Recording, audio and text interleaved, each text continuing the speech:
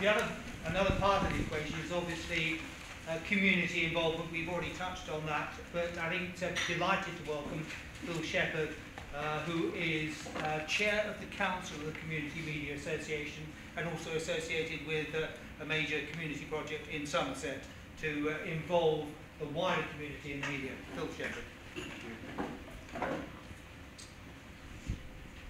Thanks very much. I run Somerset Film, which is a community media charity based down in Somerset, and I'm also, as introduced, I'm the chair of council for the Community Media Association, which represents, I think, 400 or 500 organisations and individuals involved in community media around the UK, and that ranges from community. Our background's in community radio, so a lot of those are radio stations, and it was the CMA before my day, I have to say, that was informed and did a great deal to inform the 2002-03 Communications Bill, which led to the Community Radio Order, which now has empowered upwards of 150 stations to come on air with another licensing round going along as we speak. There are issues, and someone's mentioned numbers. There are lots of issues around the money for community radio. I think at the time when the Community Radio Order came out, it was said at the time that a fund of 17 million was needed to support the sector. That fund has never exceeded £500,000 to date, and in fact has been cut back slightly in the current round, but fortunately is still there and is a lifeline for those stations who are finding all kinds of innovative ways to survive. And of course they are largely volunteer driven. They are absolutely prime examples of the big society in action and have been for a long time. But I find today absolutely brilliant, actually. It's being here today to listen to all the different examples of the ways people are looking at the opportunities that local media can offer and actually implementing them and making them happen and looking at ways that they can happen. That's very refreshing for me, because normally when I'm at meetings about local TV, we're up against the wall, making the case for it with sceptical industry colleagues and politicians who don't always want to listen to us. So today's been fantastic. I do think we're talking about new models here. We're talking about new paradigms.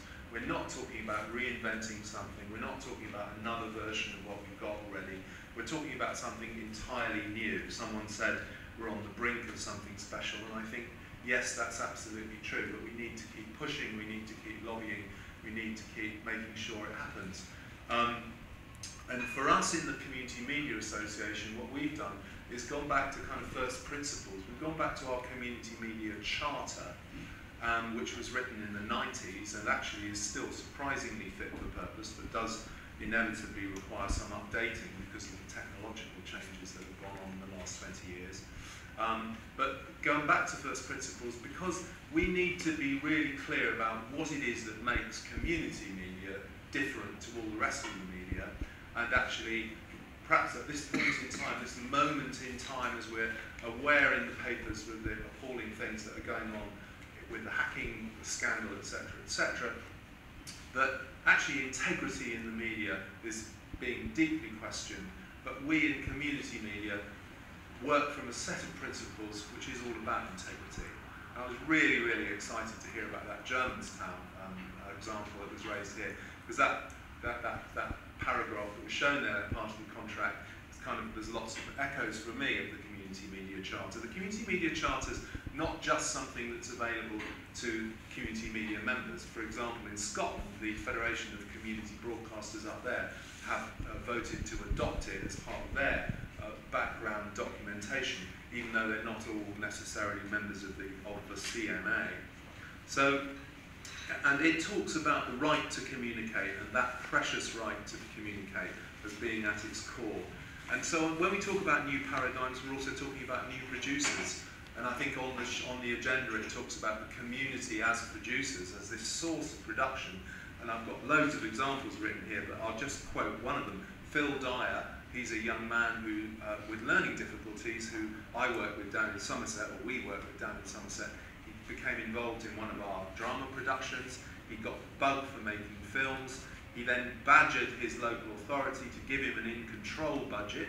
Don't know if you know that, but it's the personalised budget that people with learning difficulties can access.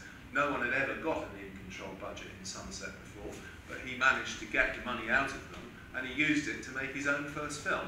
And he's now set up his own film company with the support of a member of staff from Somerset County Council, of course. But he's absolutely red hot now as a producer. He's a new producer. Out there are millions of Phil Dyers and people that have the right to say something, the need to say something, and it's often something important to say. And they're the people that the mainstream media, the traditional media, often overlooks in its rush for that negative story or finding the conflict.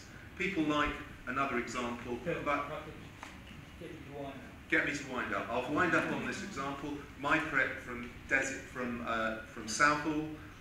She's a lady that worked in restaurants for many years. She had a small child. Her life wasn't going anywhere. She went on a Pearl's radio training course. She learnt a great deal. And she said, I've met some wonderful people, I've learnt a lot, and I'm looking forward to taking these skills forward into my life.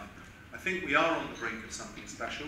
There's an old Devon proverb that says something along the lines of, coming together is a beginning, working together is progress, staying together is success. And that's what we have to do on this crusade.